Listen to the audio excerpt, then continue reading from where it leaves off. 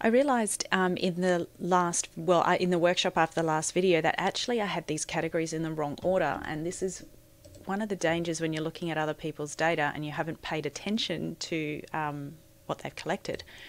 So we had here the group or the year group that they were in, and I assumed that they were in the order first, second, third, even though I know at the start of the video I went through checking which the years were and I just forgot. So the basic sciences in blue is years 1 and 2. The green one is clinical sciences, years 3 and 4.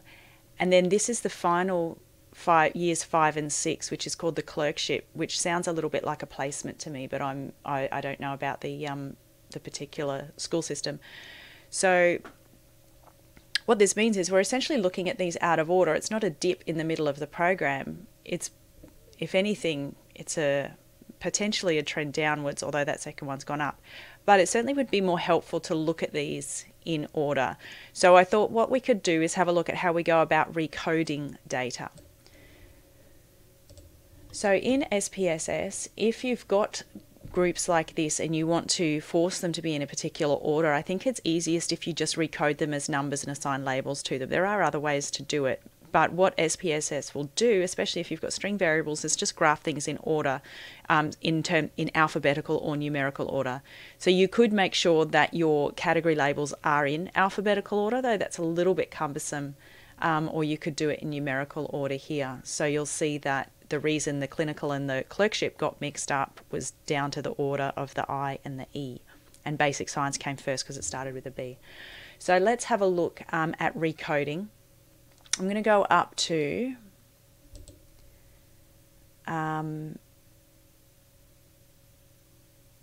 transform. So I thought for a minute I needed data, but it's transform, and I'm going to recode into a different variable.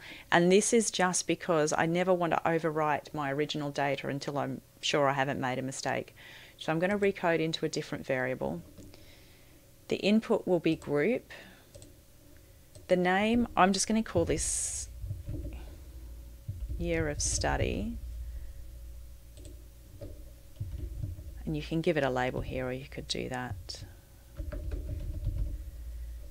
later. And then we just need to go in through and give it old and new values. So if the value is basic science, let's give that. Now I'm actually going to give that a 2, I think, because that's years 1 and 2. If the value is clinical, then I'm going to give that a value of 4, because that's years 3 and 4. And if it is clerkship, I'm going to give that a 6, because that's years 5 and 6. You don't have to do it this way. That's mostly just so I remember what's going on. And click OK. So let's just check what it's done. And in the variable view, I'm going to move this up next to our group so we can check that it's done the right thing. Clerkship, clinical, basic science. So you always need to check that this has been done correctly, because if you've made any spelling mistakes in here, although it might seem like the same word to you, it won't seem like the same word to the computer. Let me put my pointer away. So in the variable view, let's just take away the decimal places and let's add in the levels. So if it's a 2, then it's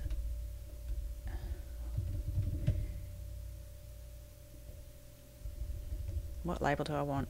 1 to 2. 1 to 2. If it's a 4, then it's 3 to 4. Now I could use the basic science, clinical science and clerkship, but just because I'm not familiar with that system, I just forget how to interpret them. 5 to 6. Okay. Now let's try doing that graph again.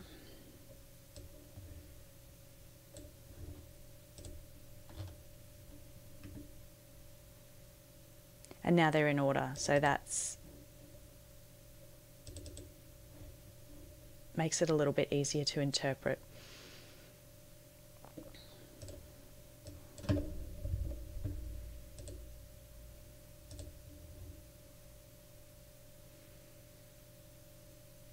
So rather than a dip in the middle, it's looking like possibly there's a dip at the end of the studies, just for the females. There doesn't look to be any pattern with the males. But remembering this was not statistically significant, and it was a pretty large data set.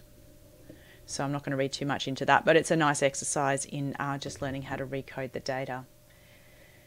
Now, the other thing I thought I would just briefly comment on is that if you have data where you've got numbers, it's often better just to leave them as the raw numbers, and so you can use it as a continuous variable instead. It actually takes less data to do that than it does to look at groups. So if you've looked into degrees of freedom at all, then you'll understand this. If not, that's fine. So if we actually had their year of study, 1, 2, 3, 4, 5, 6, we could have used this as a continuous variable to see if there was a pattern there, and that's nominal there.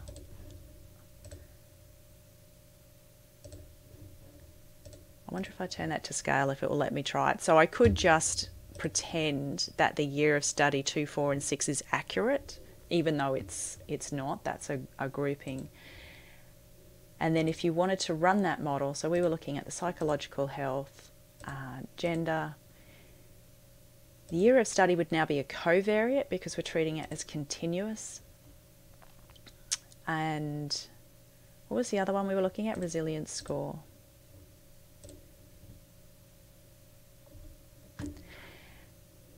And it's now popping up as just being significant. The R squared hasn't changed much from memory. So that's quite interesting. So I think if this was my data, I might, and I think there would be an interaction here. I think there's a separate effect for women than there is for men.